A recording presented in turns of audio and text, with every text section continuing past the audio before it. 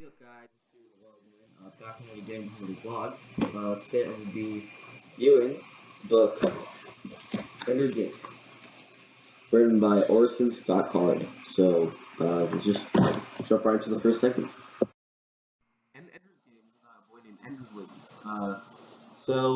He has been bred to be a genius. He is just, since he was born, it it was known that he would be a genius. And what these people want him for is that they want him to basically command a whole fleet of starship fighters against a bunker army that is coming and trying to destroy the Earth. What it is this basically the whole book is just him getting recruited, putting into a battle school, and it's him like trying to learn and grow up basically in a competition-filled environment with all the hardship he faces, all of the things all the teachers put him through. It's just everything. It's just like his journey to becoming like the great military commander that people expect him to be. I think essentially that's what this book is. It's just him. It's just the journey of a young man and how he will become a military genius.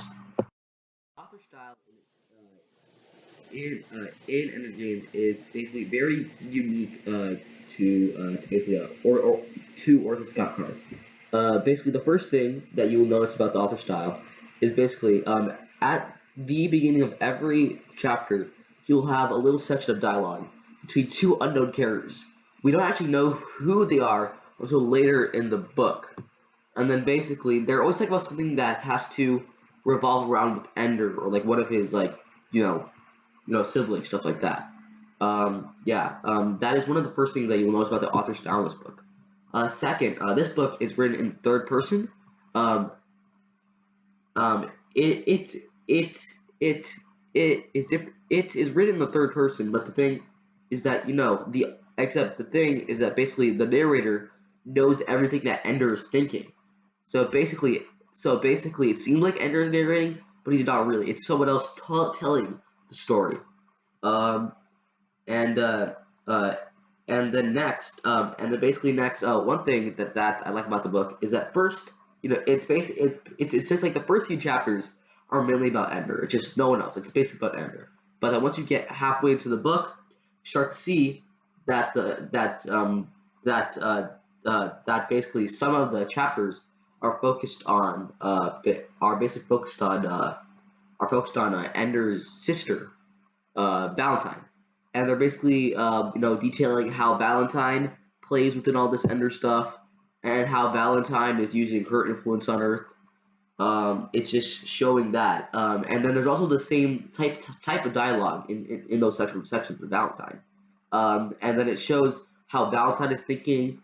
You also get to see Peter in these sections, which is actually Ender's older brother. You also get to see him and his journey all through like Valentine's perspective, even though it's not told by her. I think that Orson Scott Card is really he has a very unique author style here. He was able to adapt it and make it his own. One of the most prevalent literary devices in Ender's Game is, I believe, symbolism. Uh, if you have seen my previous vlog, I really like to focus on symbolism a lot when I am reviewing books.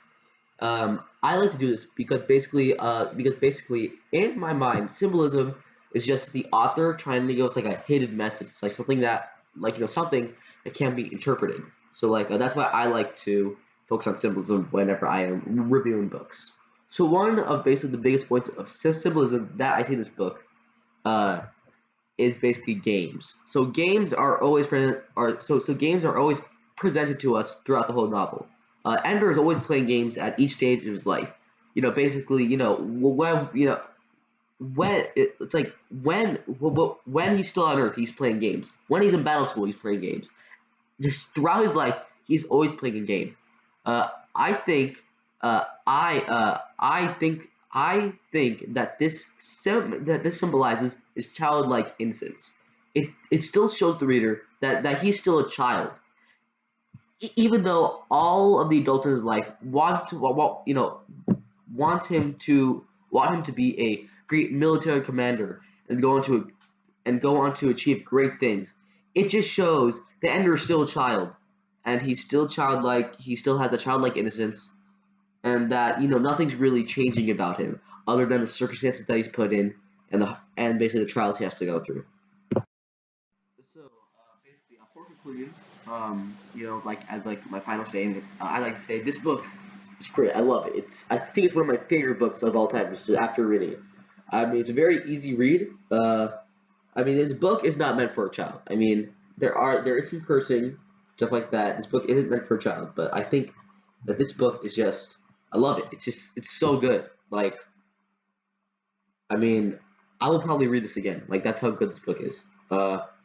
Just 10 out of 10. Would read again. I think one of the reasons that I like it is just that like it's so futuristic, yet feel like this could actually happen. I kind of also think I kind of also like the whole journey that we see Ender in, and like him becoming this military genius, and like how he becomes like this, this person that will lead an army. Like, I just really like seeing that journey. Yeah. So final thoughts. So like final statement, I'd just say, read it, please. It's really good. But yeah, with that, my video is coming to an end. Please like, comment, and subscribe, and I will see you in the next one.